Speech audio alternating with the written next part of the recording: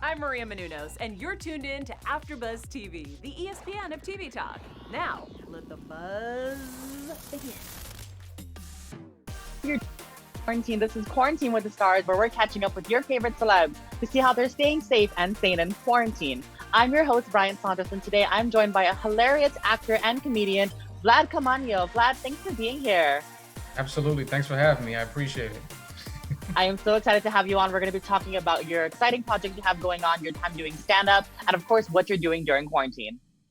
Yeah, I'm doing great, man. I'm on a show called Tommy, which is on CBS every Thursday night at 10, and we're approaching the final episodes, which is this week and next week. Next week is the season finale, and season finale. Next week is the season finale of Tommy, and I'm super excited for people to watch it. Absolutely. All right, let's start with you, Vlad. So how are you keeping busy? I know we're all stuck at home. It's been kind of making me crazy. I'm sure it's making you crazy as well. How are you keeping busy and how are you staying sane? Watching a lot of TV, doing a lot of reading, taking walks where I can while still staying safe, talking to friends and family, FaceTime, Zoom, etc. Playing games. So cooking. If I start taking up knitting, then Right. things are going to a very dark place. I love that. When I start making sweaters and scarves for people, hey, I got you a scarf. You're going to start your own Etsy shop or something like that. If you see me opening up an account on Etsy, yeah, you need to call for help. So funny. Vlad, what are you watching? What kind of TV shows are you watching? I'm watching a lot of animated stuff actually. Nice. I just finished watching Avatar: The Last Airbender. I'm watching The Legend of Korra. I'm also watching some stuff on HBO. I watched watching His Dark Materials. Ooh.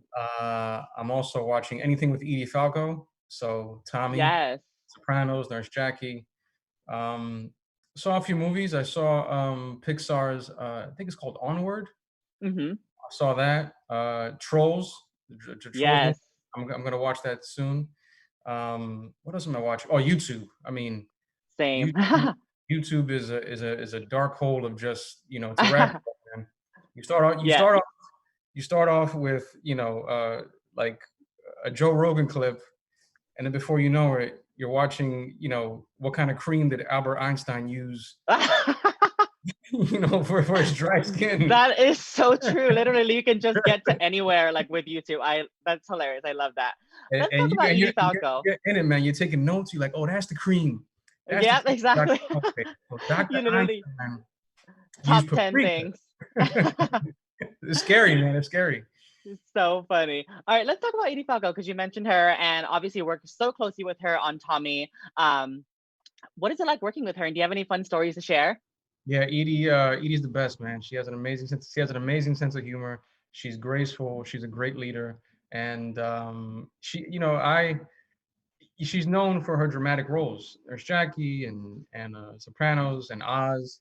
So you think she's gonna be this very serious person, You think she's gonna be this actress of gravitas, and instead of walking, she floats onto the set. But she has a she's extreme. She's funny, man. She's funny. She has a great sense of humor. In between takes, we spend half the time. Obviously, we go over our lines and stuff, but we end up laughing for a large chunk of it, a huge chunk of it. Yeah. That's so fun. Well, you mentioned that we're coming on the last few episodes of Tommy, which is very, very exciting. So, can you share anything we can expect from the next couple episodes and what we can expect from your character? I'm gonna use a lot of cliche TV phrases. It's gonna get spicy, things heat up, It's Definitely. gonna get juicy. Tommy, Abigail Thomas, who's the character that Edie Falco plays, she gets into hot water.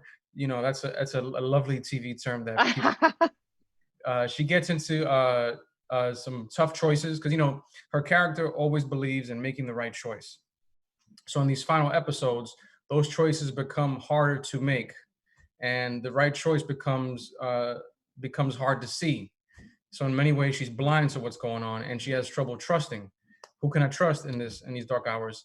And in the midst of that fog, friends emerge. You know, hopefully I'm one of them. So I have to keep the details at a minimum. But she deals Definitely. with you know, a lot of things that we've been discussing throughout the season come to a head.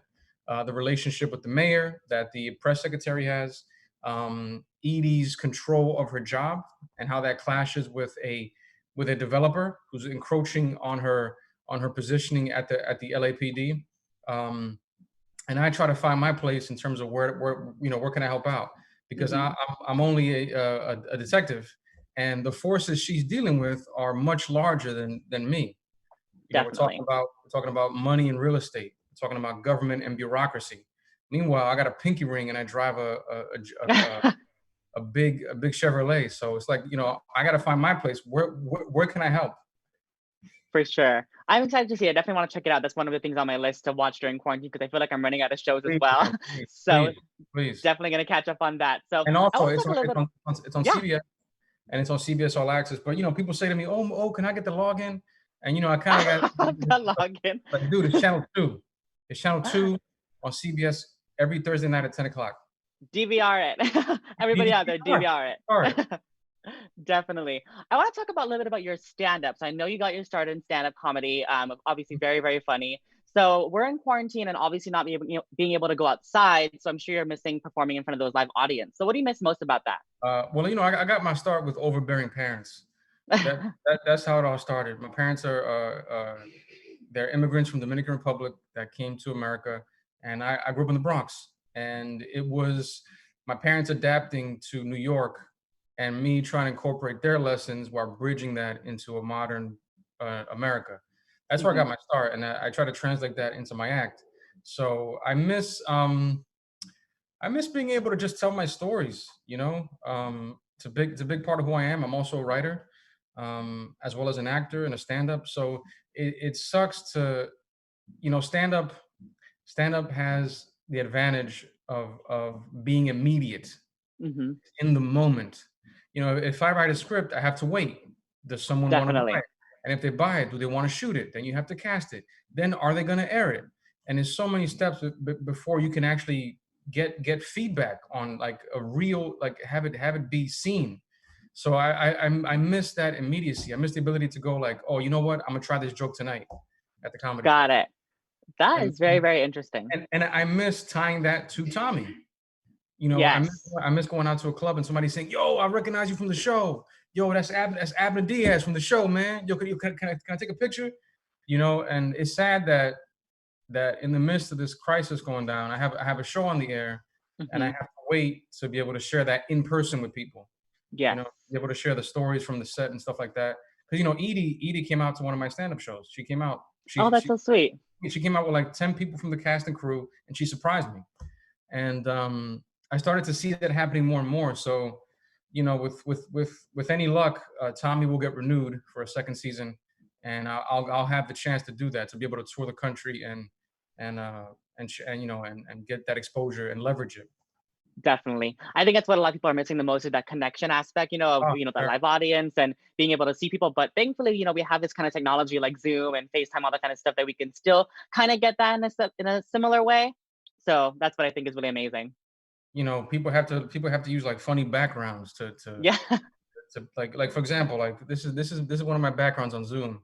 Whenever I want to feel happy, I play puppies. See the puppies in the background? How cute. I didn't even know you can put video. That is so fun. I am going to do Yeah. that the next interview I have.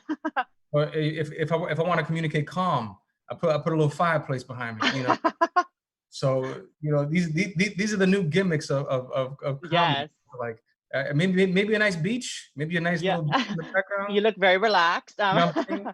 Perhaps a cosmic feel would be appropriate in this moment. That's amazing. I love that. All right, Vlad, before we go, is there anything else you'd like to shout out or promote? And where can people find you on social media? So it's easy. You can find me at Laughing Vlad, and it's the word laughing, like in the word laughing, Laughing, and then my name, Vlad, VLAD, Laughing Vlad. Together, that's my Twitter, that's my Instagram, that's my YouTube, that's my Facebook, that's my social security number. Everything Laughing Vlad, and you can find me every Thursday night on CBS, show called Tommy. And you can also watch it on CBS All Access. You can binge watch it there.